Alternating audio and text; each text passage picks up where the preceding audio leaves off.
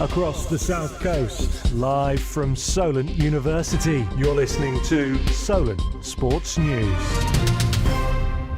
Good afternoon, it's 3 o'clock. I'm Samuel Ferris-Clark and these are your Solent Sports News headlines.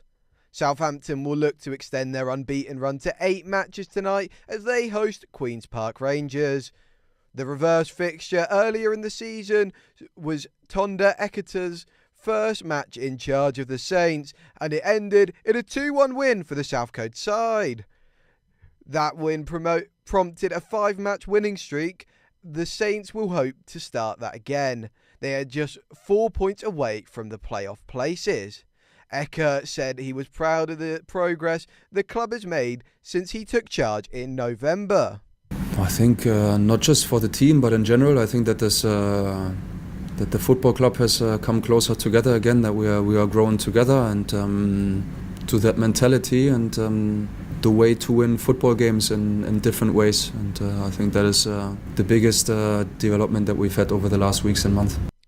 Eastleigh are continuing their hunt for a new interim manager following the sacking of Scott Bartlett. The Spitfires currently sit 6 points above the drop zone and face relegation rivals Truro City at the Silver Lake Stadium tomorrow evening. I am joined by fellow sports journalist Harvey Gehring to talk about their search. So, Harvey, what's going on at Eastleigh? Well, Sam, as it stands, Eastleigh are yet to announce their new manager, whether that be interim or a new manager, 3 days after sacking Scott Bartlett. However, in a club statement when they sacked him, they claimed that they were conducting a thorough and comprehensive recruitment process to find the interim, so it could be a while before we see someone new in the dugout. And the final straw for Bartlett was their 4-0 loss away to Morecambe this weekend, and they're now 18th in the league, 6 points above the relegation zone. And as you said, Eastleigh will be hosting bottom of the table Truro City tomorrow night, and it will be interesting to see who will take charge. Thank you, Harvey. PSG's Afram Hakimi is set to face trial following rape allegations that have been made against him. The Moroccan international was accused of raping a 24-year-old woman at his home in 2023.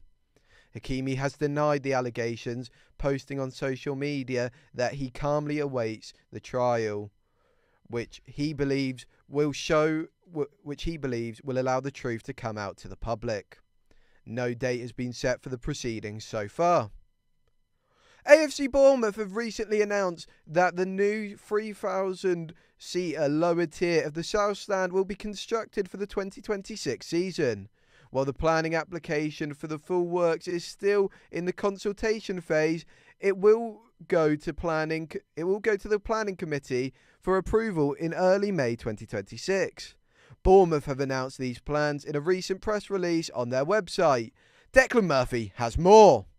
So Bournemouth have recently announced a new stadium expansion that was supposed to take place for next year, but the South Stand has not been fully complete, as they've announced that the upper tier is not being done for next season. I'm joined by Bournemouth expert Josh White-Jones. So Josh, what do you think about Bournemouth not doing the upper tier for next season?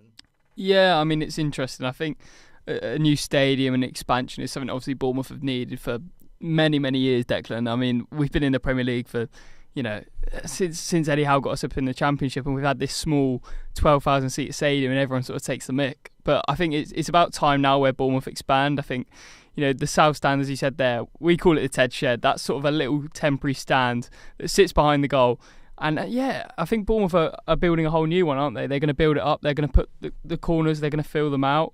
They're going to build up the North Stand, I believe. They're going to build back because they obviously had to get planning permission for those houses that stand because of the houses behind it. But yeah, it's interesting, and Bournemouth really needed to do it. So, whether or not it's next season, I don't think there's too much of a rush. I think Bournemouth, as it stands, it looks like they're going to be in the Premier League next year. So they've got another year, as long as they don't go down next year, of course. But if they invest that money into new players and they have this new expanded stadium in 2 or 3 seasons, I'm sure it'll be great for the club. And will that excite you going forward, as you might be able to play European football there at this brand new stadium for the first time? Yeah, definitely. I mean, Bournemouth are somewhat in a race for Europe now. I'm not sure the squad's ready at the minute. I mean, we lost a lot of players in the summer. Your Milos Kerkez's, your Dean Howson's, your Ilya Zabanis. I think they've been really hard to replace. So that another season to build for the club on the pitch will help with, the club having a further season off the pitch. And, as you said, building up those foundations of the stadium, it's really exciting. If you can push for Europe next year, not the season, the one after, keep Andoni Iraola, if you can bring in some exciting talent, I think everything will be going in the right direction. If Bournemouth can have a 20,000 seat stadium and 18,000 seat or whatever it is, and European football, that would be amazing. Well, cheers, Josh. Manchester United returned to winning ways last night with their 1-0 win over Everton in the Premier League. Super sub Benjamin Sesko came off the bench and scored yet again for the Red Devils, which has lifted United back into the top 4.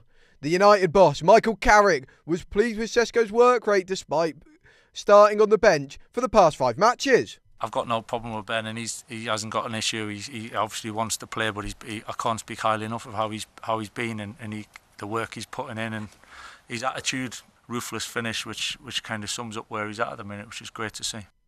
In the Adobe Women's FA Cup, Tottenham Hotspur faced Chelsea in the quarter-finals. Last night, Spurs won 9-8 on penalties against the London City Lionesses after a 2-2 draw. David Howe has more. Thank you, Sam. It was certainly a cruel ending for the London City Lionesses in the 5th round of the Adobe Women's FA Cup last night. Despite Eddie Mastre's side being 2-1 up, thanks to goals from Daniel van der Donk and then Jana Fernandez, Beth England's last-minute penalty in the 96th minute sent the tie into spot kicks. 19-year-old Wassa Sangre had the 18th penalty of the shootout saved by Liz Kopp, with Martin Ho's side progressing to the quarter-finals of the competition, where they had drawn Sonia Van Pastor's Chelsea. Oh, it's saved! It's saved and Tottenham win it! Here's what Since 71's Declan Murphy had to say, who was reporting live on the game at Hayes Lane. I'd say London City had the better of the 2 chances, and unfortunately, maybe controversial handball put the game into extra time and it hit more of her shoulder than her arm, and she wasn't really looking at the ball, so there's not much she could really do about it. One of the biggest hip-hop stars will be in attendance to see underdogs Preston play Swansea. It's the one and only Digo Double G. Snoop Dogg. Famous rapper Snoop Dogg will be attending his first ever Swansea City game against Preston this evening. He became a minority shareholder and investor in the Welsh Championship club in July 2025, but has yet to go to a match. Swansea CEO Tom Goring claims that Snoop Dogg was an addition from needing new ways to generate income. Cartel unrest in Mexico has provoked questions around how authorities will keep fans safe at the 2026 World Cup. On Sunday, in the World Cup hosting city of Guadalajara, a federal operation saw cartel leader El Mencho killed. In response, Cartel de Jalisco Nueva Generación put blockades all around the state in Jalisco. Guadalajara is set to host 4 group games at the World Cup, with the tournament being played across Canada, the US and Mexico. FIFA has said safety and security of fans and participants is the top priority, adding it works closely with local authorities to plan, coordinate and deliver comprehensive security measures for the tournament. Boxing legends Floyd Mayweather and Manny Pacquiao are set for a professional rematch later this year. These 2 fighters faced each other back in 2015 in a contest called The Fight of the Century. It was also the best-selling pay-per-view of all time. But will this fight deliver the knockout punch? Ashley Whiteway has more. Floyd Mayweather Jr. and Manny Pacquiao are set for their long-awaited rematch, but is the Netflix fight going to be good for boxing? The 2 boxing legends have a combined age of 95 going into this fight, and they first fought in 2015 when Mayweather Jr. claimed a unanimous win. So what is the driving factor behind the upcoming Las Vegas fight? Money or settling age-old disputes? Here's the views of Combat Sports Editor at Give Me Sport, Nick Sutherland. This is what Netflix do. They're not in the boxing business, they're in the entertainment business. They've already worked with the likes of Mike Tyson, Anthony Joshua, Jake Paul. They'll be working with Tyson Fury in April. The call to work with Mayweather is just an extension of that policy. Did I expect to see Pacquiao in the opposing corner? If I'm honest, no I didn't, but it makes a lot of sense. I also got the opinion of Vavel sports writer James McLean. It's going to be a very slow, plodding fight. Yes, probably it'll be faster than some heavyweight fights, even at their advanced stage, but nowhere near what their level that they were at during their prime.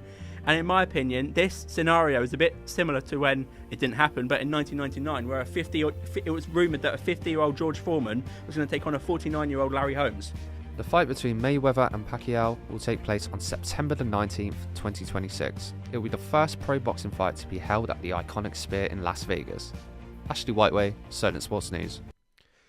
Britain's most successful Winter Paralympian looks set to compete in the Games after suffering a knee injury 3 months ago. Menna Fitzpatrick has accumulated a total of 6 medals over the years, including 1 gold. The Great Britain alpine skier opted against having surgery in order to make the Paralympics. The competition gets underway on the 6th of March. Our reporter, Francis Smith, is on the scene. Yeah, thank you, Sam. I'm here in Milan Cortina right now. Beautiful white mountains in the background. And so far, I've enjoyed them slopes here in Italy in between the competitions. It's been absolutely unbelievable. But as you mentioned, Fitzpatrick opting not to go through with her surgery. And it's similar somewhat to Lindsey Vonn's situation. She obviously crashed with no ACL in the Winter Olympics a couple of weeks ago. And that was potentially her last competition before retirement. And it shows that it's somewhat dangerous. And you almost begging in fans' minds, will it be somewhat similar in the Fitzpatrick situation? Talking about fans, I'm here with a few now. One with me at the moment is Jeremy. Jeremy. Sorry, Jeremy. Jeremy, are you enjoying your time here in Milan? I currently love it in Milan. It's a very, very beautiful city. You've got so many people coming from all over the world. It's not as beautiful as Paris, where I'm from, but it's a lovely place. Have you got a favourite Winter Paralympic sport? I think the para ice hockey is so majestic as they managed to do so many incredible things on the ice. While also suffering disabilities. I think it's inspiring. Personally, I quite like wheelchair curling. I don't know about you. It's the proper stuff. At the moment, China are the highest ranked nation in the sport. South Korea second, Canada third. So you've got a great mix of nations involved in that sport. But so far here in Milan, the census is we're all getting ready for a new competition just a week after the previous one, and it's looked to be exciting. Back to you in the studio, Sam. Thank you, Riven. Jack Draper has marked his return from injury with straight set wins over Frenchman Ketan Ali's in the ATP Dubai Tennis Championships. The British #1 played his first competitive match in 164 days after recovering from a left arm injury. He won the sets 7-6 and 6-3 against Ali's, which has booked him a place in the round of 16. Draper said he has been eager to return to the court over the last couple of months. I've been craving the feeling of competing for a very long time. I think it just felt normal. It felt like I was coming back to doing what I love, which is being out here competing and having that adrenaline of the winning and losing points, and long may it continue. England are taking on Pakistan in the T20 World Cup Super 8's Group 2 tie. Victory would secure their place in the semi-finals of the tournament. Pakistan won the toss and have decided to bat first and are 164 for 9 after the first hour played. The full schedule for the ICC Women's T20 World Cup 2026 has been confirmed following the conclusion of the ICC qualifiers in Nepal last month. Joining the tournament, hosts England are Bangladesh, Ireland, the Netherlands and Scotland. England won the competition in 2009. ICC CEO Sanjog Hupatar said this event is a continuation of the ICC's sustained investment in women's cricket with an increased prize money and expanded participation. That's all for us this hour. We'll see you again next time.